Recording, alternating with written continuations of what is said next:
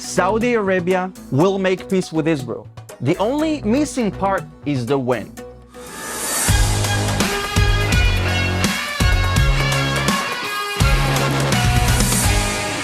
Shalom everyone. Biden's 3-day visit to Israel has come to an end, but it came with a lot of media coverage and a lot of information: Iran, Palestinians, Saudi Arabia, Jerusalem.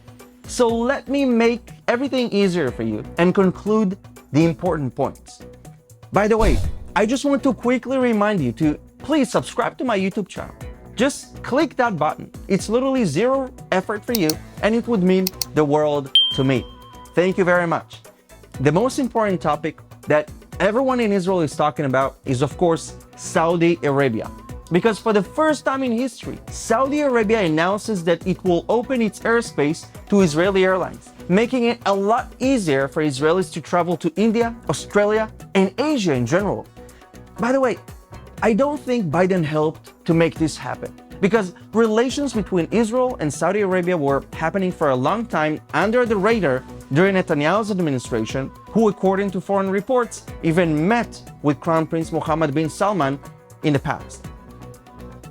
However, this is of course laying the foundation for a future peace agreement between the only Jewish country in the world, Israel, and the most important country to Sunni Islam, and the largest country in the Middle East, Saudi Arabia. As an Israeli, I'm super excited to see more peace in the Middle East and to put our differences and the conflict behind us, because I believe that love and being open-minded brings peace, and hate simply brings more conflict and wars. For the first time, openly, Arab nations are realizing that Israel is not the obstacle to peace, but a partner in peace and a partner for anyone who wants to seize the future. They understand that the Palestinian leadership does not want peace. The opposite is true. They want to continue fueling terrorism and hatred because it equals more money in their bank accounts. They are corrupt and they don't care about Palestinians. They only care about themselves. But here's a crazy fact for you from behind the scenes, from closed doors.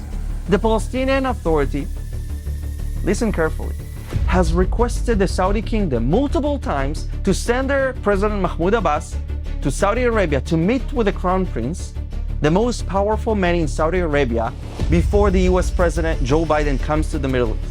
The Saudi kingdom has rejected their repeated requests and instead granted them a short phone call with the king. Now I have to say that I'm not surprised. Let's not forget how Palestinians treated a Saudi national, my friend Mohammed Saud, who visited the Temple Mount a few years ago. They spat on him, cursed him, and even threw chairs on him.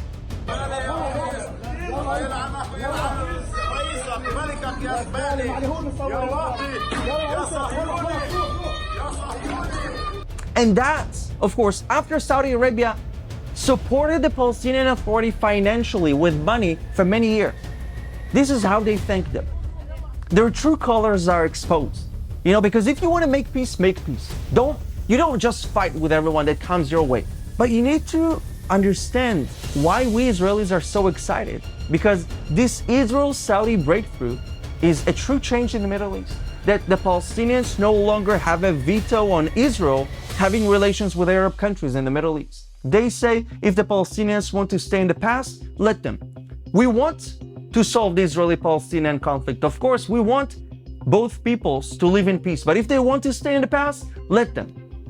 But the Arab world wants to move forward and develop its economies for the betterment of its people. The oil superpowers don't want to merely rely on oil, but on cutting-edge technology, high-tech, and innovation, something that Israel is very strong with. While Biden's visit left a good impression on many Israelis, the truth is that he disappointed and didn't deliver, especially disappointed the defense officials in Israel, because he refused to restore the strong sanctions on the Iranian regime and did not provide a concrete military plan or at least a solution other than words of support. He did say that he will not remove the Iranian Revolutionary Guard Corps of Iran from the US terror list, which, to be honest, if he would remove them, he would not dare to set foot in Saudi Arabia. Biden said that the US will continue with diplomacy with Iran, and military action will be the last resort. Look, you don't stop Iranian nukes with diplomacy, okay? They tried that with North Korea, did not work. You can't stop the aggressor with diplomacy, only with an iron fist. Don't believe me? Ask the Iranian people themselves, who are rising up against the Islamic regime in Iran every day. Don't get me wrong. I wish all the best for the Iranian people, and I want peace with them. I love them. But that will be made possible when the regime will be toppled and thrown out. The Iranian regime continues to develop a nuclear weapon which poses an existential threat to Israel, but also to the neighbors of Iran that are friends with the West and the United States in particular. The US recently revealed that the Iranians plan to sell drones to Russia to help Putin win the war against Ukraine. They basically support massacre of Ukrainians with action, not words. That's a tip for Biden. Use actions, not words. That's what the Iranians are doing.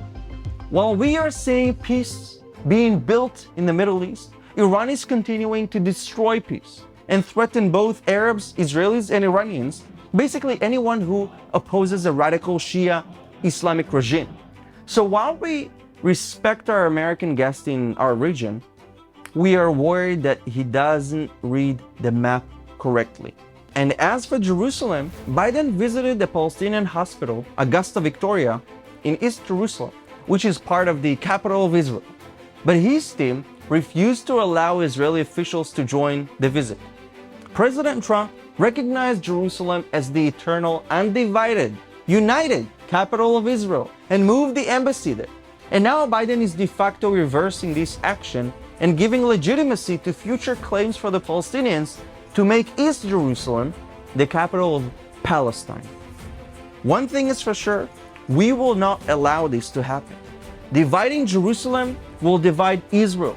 As someone who was born and raised in Israel, this puts my life in danger, especially knowing how the Palestinian Authority is inciting its society to murder me. ايش بتقولي لشباب الضفة؟ I will do whatever I can to make sure it won't happen. With your support, of course. Thank you very much.